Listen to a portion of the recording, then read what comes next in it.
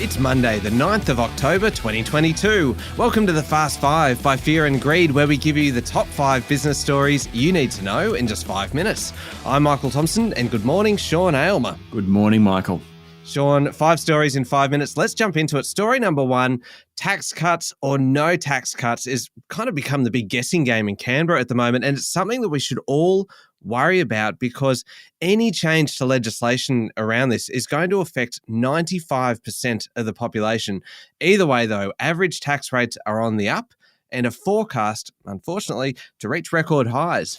That's right. Let's start with how much tax we all pay. Average tax rates for wage earners will reach record highs by the end of this decade, no matter what happens as far as the Stage 3 tax cuts.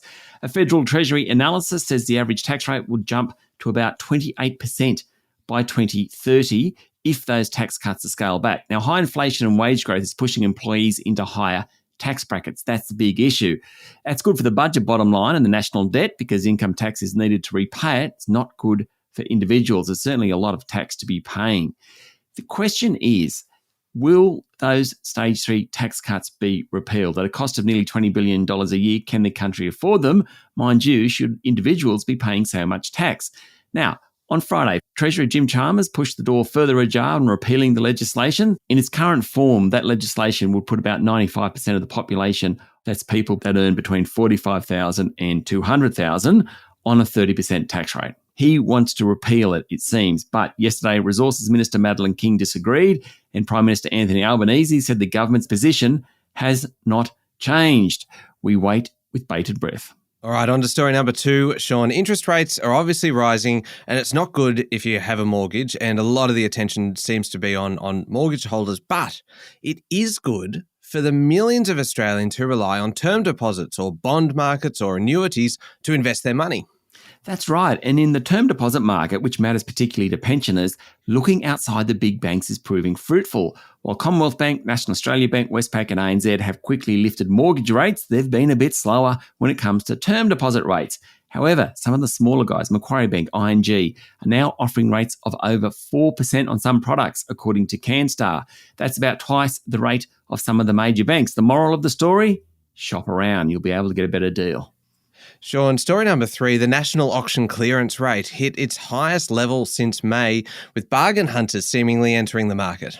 That's right. The national preliminary clearance rate hit 63.4%, according to CoreLogic. That's the 6th week in a row above 60%. And that happened even though there was an 11% jump in the number of auctions. It's a pretty decent outcome for the market, with Melbourne achieving a clearance rate of 68.4% and Sydney at 61.3%.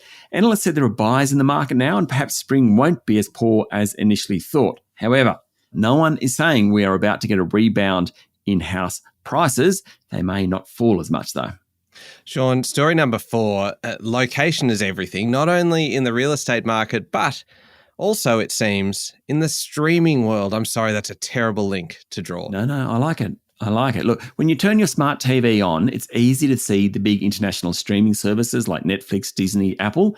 It can be much harder to see the apps for the free-to-air channels, 7, 9, 10, ABC and SBS, and for 9 streaming service Stan. Communications Minister Michelle Rowland wants to change that and make sure local TV services can be easily found on connected TV platforms. While there's still a consultation process to go through, it does seem like the government wants to give the local networks a bit of a helping hand when it comes to smart TVs. Finally, Sean, story number 5, in the fight between aluminium cans and glass bottles, cans are coming out on top with 70% of beverages now in tins. Sean, I've actually done a bit of research into this, and I can report that it seems that most of the craft beers I drink are now coming in cans. That's true. Now, look, the reason we're getting 70% in cans and not bottles is in large part because of those craft beers you drink, kombucha and alcoholic seltzer, which is the fastest growing part of the alcohol market. The boss of Aurora, Brian Lowe, says the Australian market is likely to follow North America, where 70% of all new beverage products in the past year were in aluminium cans. Now, Aurora is one of the biggest producers of bottles and cans. They know what they're talking about. Apparently 5 years ago, cans represented less than 50% of new product launches in North America, but the thinner slimline cans are in demand in the alcoholic seltzer sector. And that alcoholic seltzer sector is the fastest growing segment of the alcohol sector because apparently it's a better for you alcohol. No sugar, low carbs, etc. Anyway, Aurora, it's got 8 factories in Australasia and 14 in North America, and it's spending up big in Cairns. All right, there we go. The top 5 business stories in 5 minutes. Thank you, Sean. Thank you, Michael. It's Monday, the 10th of October, 2022. Remember to hit follow on the podcast. And if 5 minutes isn't enough for you, you can find our longer daily show called Fear and Greed, wherever you listen to podcasts, along with a bunch of interviews and things, including today's chat all about investing in crypto. I'm Michael Thompson, and that was the Fast 5 by Fear and Greed. Have a great day.